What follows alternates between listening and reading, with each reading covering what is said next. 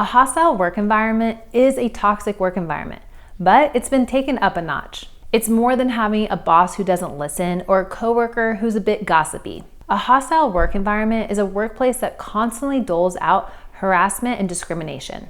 As an employee, you have legal rights to protect you from being targeted by or witnessing hostile behavior. However, it's important to understand the difference of what constitutes harassment and what's petty or one-off behavior. So what exactly is a hostile work environment? According to the U.S. Equal Employment Opportunity Commission, workplace harassment is defined as, quote, unwelcome conduct that is based on race, color, religion, sex, including sexual orientation, gender identity or pregnancy, national origin, older age, beginning at age 40, disability, or genetic information, including family medical history. While any harassment is, of course, unethical and unkind, what takes harassment and makes it unlawful, according to the EEOC, is when 1. The person is being harassed or witnesses the harassment, and they must endure the behavior in order to stay employed. 2. The harassment is severe or pervasive enough that the environment would be considered intimidating or abusive to an average person. 6 signs of a hostile work environment.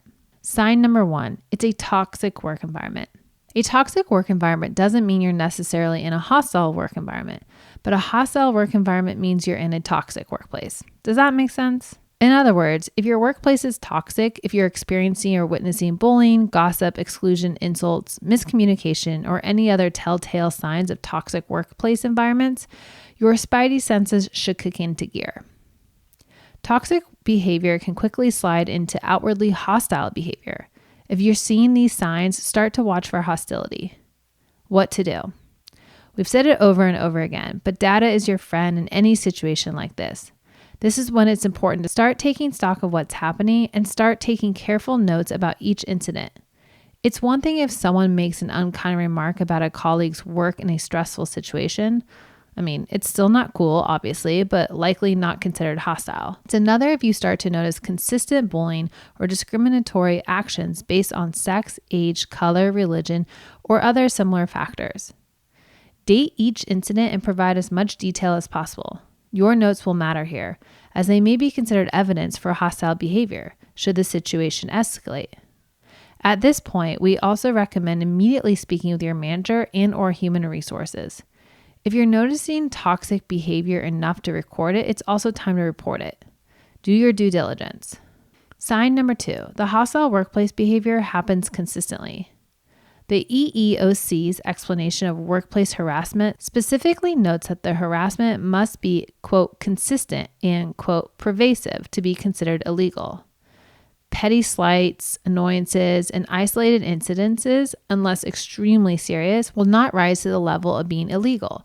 Their definition notes, this means that a one-off incident in which a supervisor makes a discriminatory remark toward or at an employee may not be considered workplace hostility, though we still recommend reporting this to your supervisor or HR.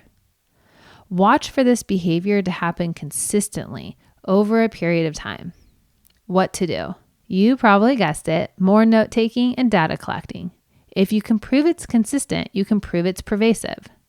Thorough records of the incidents you're experiencing or witnessing will help show that harassment is taking place. And again, reporting the behavior to the appropriate parties is important here too. Sign number 3, the hostile behavior becomes aggressive. Aggression can look like verbal attacks, spiteful comments, or cruelty towards someone in general. Aggression will likely look like standard bullying behavior at work. If you're seeing that, you're likely in a hostile workplace. What to do? If your physical safety or the safety of another person is at risk, immediately intervene in the safest way possible. This may be one of those rare moments in which rage quitting and walking out is okay. This is also the prime time to speak to HR and consider reporting the behavior to proper authorities. Sign number 4. The hostile behavior is discriminatory. Per the EEOC's definition of harassment, bad behavior must violate the Civil Rights Act of 1964, the Age Discrimination in Employment Act of 1967, or the Americans with Disabilities Act of 1990. If you hear a manager speaking poorly about an older colleague, experience unfair treatment because of pregnancy, overhear racist or sexist remarks, or experience gender discrimination, you may be in a hostile work environment. This would also look like sexual harassment of any sort, including lewd comments or explicit material circulating. What to do? Speak up. If you notice that this is happening, immediately go to your manager, assuming they're not the person doing it. If they are, go to HR with your notes about the incidents in hand. Even if the behavior doesn't rise to the level of true harassment, it's still likely grounds for intervention. Here are some resources for the BIPOC community. Live Another Day. Extensive information on mental health and substance use resources for people of color. Their mission is equal access to life-saving resources. Detox Local, an excellent resource that features abundant information including mental health and substance use resources specifically for the AAPI, that's the American, Asian, and Pacific Islander community. Sign number 5, the behavior disrupts the ability to work or the ability to move forward in one's career. If the behavior is so bad that it's interfering with work, it's probably considered hostile behavior. For example, if you're being bullied by a colleague or supervisor to the point where you're unable to concentrate on your work, that's likely harassment. Similarly, if you're worried about being able to move up the ladder in your career because of a supervisor who constantly berates you and causes emotional distress, that's likely harassment. What to do? If this is the case, it's likely time to speak with HR and then jump ship and quit. No job is worth being constantly berated or victimized. Moving up the ladder isn't worth sacrificing your mental health.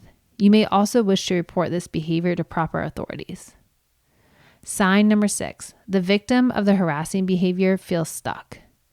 Finally, a sign of a hostile workplace is feeling like you can't get out. Your colleague or boss may make you feel as if you won't be able to find another role, that your skills are obsolete, or use gaslighting techniques to make you question your own experiences or what you've been witness to. All of these are major red flags. What to do? First, realize that you're never stuck. We realize that our jobs are often tied to our health insurance, that they are sources of income, and that these are things not to be taken lightly. If you're feeling bullied and afraid to quit your position, however, it's time to speak with management about your concerns and then do your best to prepare to get out. This may look like spending some time preparing your finances, looking for a promising new job, or speaking with a lawyer about how to best proceed.